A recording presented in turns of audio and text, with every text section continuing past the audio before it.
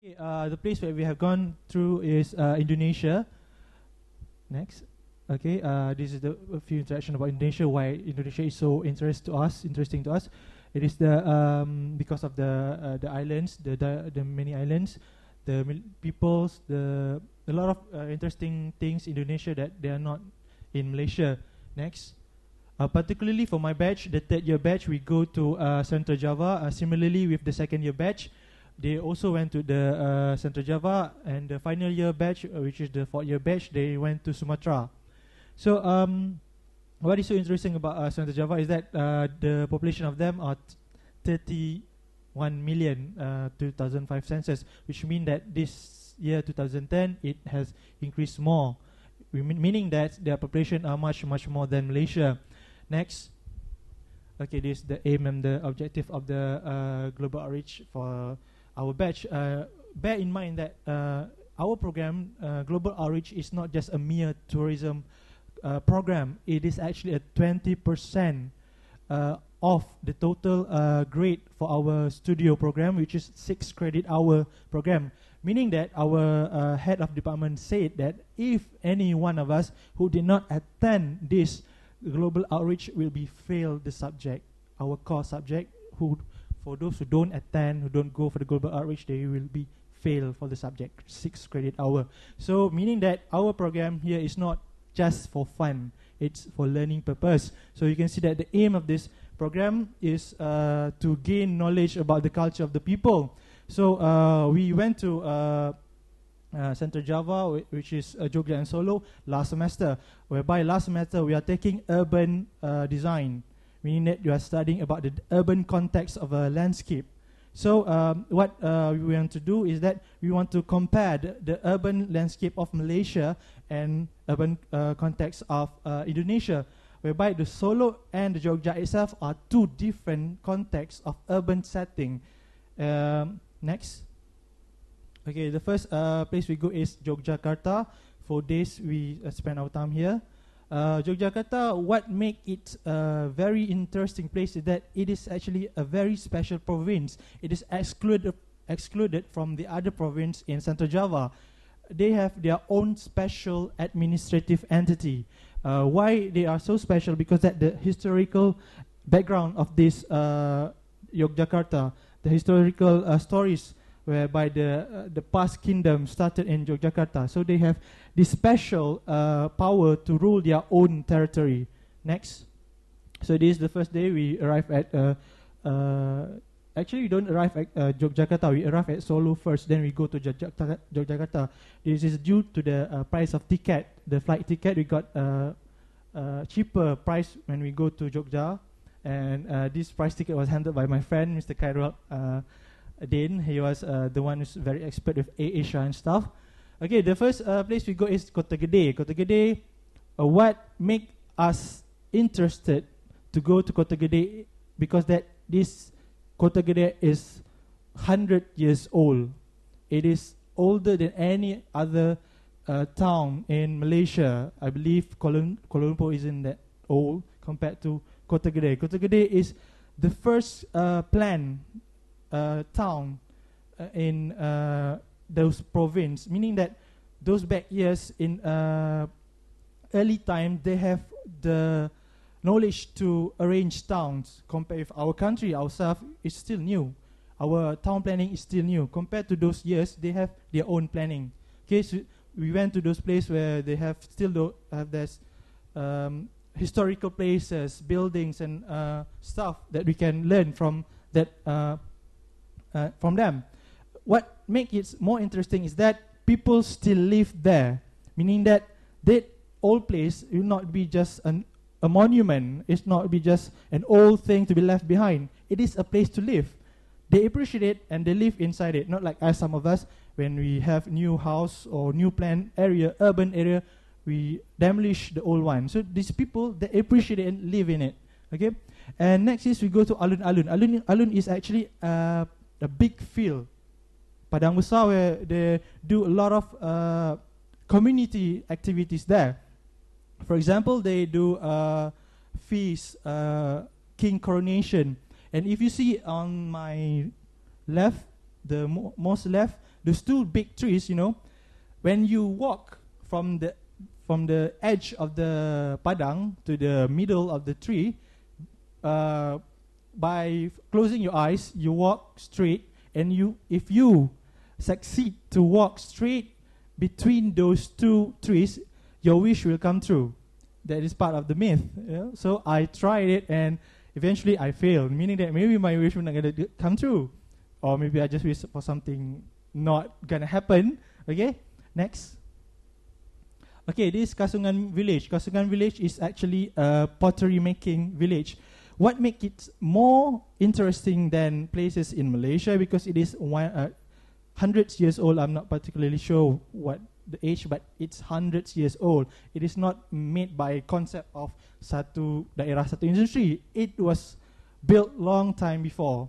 Okay, the below one is beach of South Indian Ocean. The air is very cool, meaning that it's not like the one in Malaysia. The air is more like in UK and Cameron Highland. It's cool, you know. So because that is directly facing the south China Selatan. What's in English? Okay. Next.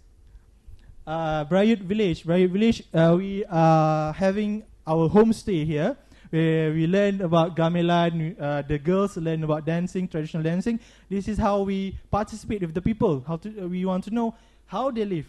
This is in Jogja. While in Solo, we also have our own homestay. We participate with them too, just to feel how they live.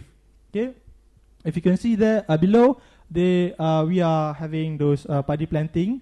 It's just similarly with Malaysia, just that they are more traditional. We also go to Salak Orchard.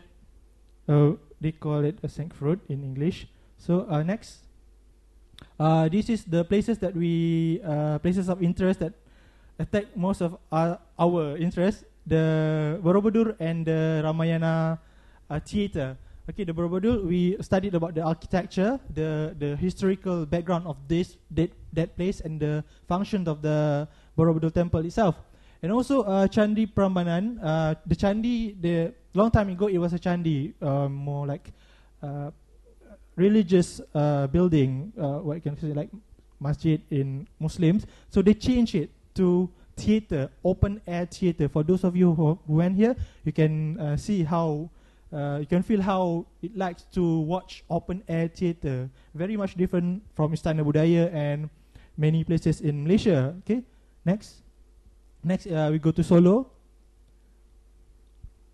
Next. Okay, we go to Kraton. Kraton is the old palace. The size of the palace itself is equal to a size of a small village in Malaysia. I mean that the palace, the istana, is very big as a village. Okay, because there are staff quarters, there are siblings of the royal families, and many more. And the scenery from hawker side area outside the Kraton area is, most of them are jewellery shop, kedai emas. There are so many jewellery shop around the Kraton. I don't know why is that. Maybe because they have a mine, gold mine, but there are so many gold jewellery shop there. But I didn't survey about the price or whatsoever, because gold doesn't interest me. Okay, next. Kampung Layan. Here we have our briefing on the psychological of children. In urban context, compared to Malaysia, we have very, very urban context, meaning that we have highway, we have cars and everything. But in Solo, their road is only fit for 2 people to walk. They have very high wall, and only 2 people can walk it. So that context of urban, how it affects the children, was told by the psychology lecturer. I cannot remember the name. Okay, next. Okay, we also have a demonstration of batik painting, and we also participate by doing the batik painting. Next. Okay, this is our workshop in Solo. This is the aim of our program. We come there to do workshop, meaning that we exchange skills, drawing skills, thinking skills, whereby we in this program, the participants are from University Muhammadiyah Surakarta, which equals to University Islam Malaysia, University Islam Antarabangsa Malaysia. The students are from architecture course, psychological course, agriculture course, and forestry course. So we merged together to come up with a design for the children. So we are given site around the town, around the Solo town. We are given site. So we have to design the site based on our background. So this is the program we done there. Next. So we have the next day we have formal presentation at Universitas Muhammadiyah. Here, every group have to send 2 presenters, one from Malaysia and one from Indonesia. And we will do Dui Bahasa, because the Indonesian students are quite weak with their English, and Malaysian students fortunately have a better fluency in English. So, but the contradictory things is that Indonesian students have a better presentation skill. They can present really well. Unlike Malaysian students, they don't really present really well. I'm sure you familiar with people who present really boring, really talking to themselves. Those are mostly Malaysian. So much different from Indonesian. They are very energetic in terms of their presentation. Every time you hear they present, it always like you want to argue with them. You know, they know how to provoke the audience to participate with what they said. So that's very interesting about Indonesian students. Yes, they cannot speak English very well, but when they speak, there's something that you should admire, something that I would admire. Okay. Then at the last day, we depart to Solo Airport and depart to Malaysia. Next. So the conclusion is that the exposure from the program has succeeded to widen perspective regarding outside world in terms of the culture, lifestyle, architecture, and value that cannot be gained through indoor class meeting. I would like to share with you something about these Indonesian people. When we go to Indonesian, actually, those time it was tense situation between Malaysia and Indonesia. With the case of Manohara, with the case of Indonesian maid being abused by Malaysian employers. So the Indonesian have a very negative perspective to Malaysian. Like we ourselves, we go to that auntie selling clothes, and then the auntie asks us, datangnya dari mana? Like, so we say like Malaysia. So then she like whispering to her friends like, orang-orang Malaysia jahat-jahat ya. So we like shocked. It's like, why is that? So what's that? So when you see the news and everything, they just keep on condemning us. Like we are the I don't know, the breed from hell. I don't know. They so hate us. I don't know why they so hate us. But luckily, us as a delegation, we are as ambassador to Malaysian, spreading the good value of Malaysian to them. And when they know us, they know that we are not that bad. We're not that sucks. They're not the people that you hate. There are more people meaner than us. People make mistake. We make mistake, but they cannot judge us just because 1 or 2 people make mistake. Okay, that's all I like to present. Thank you for listening.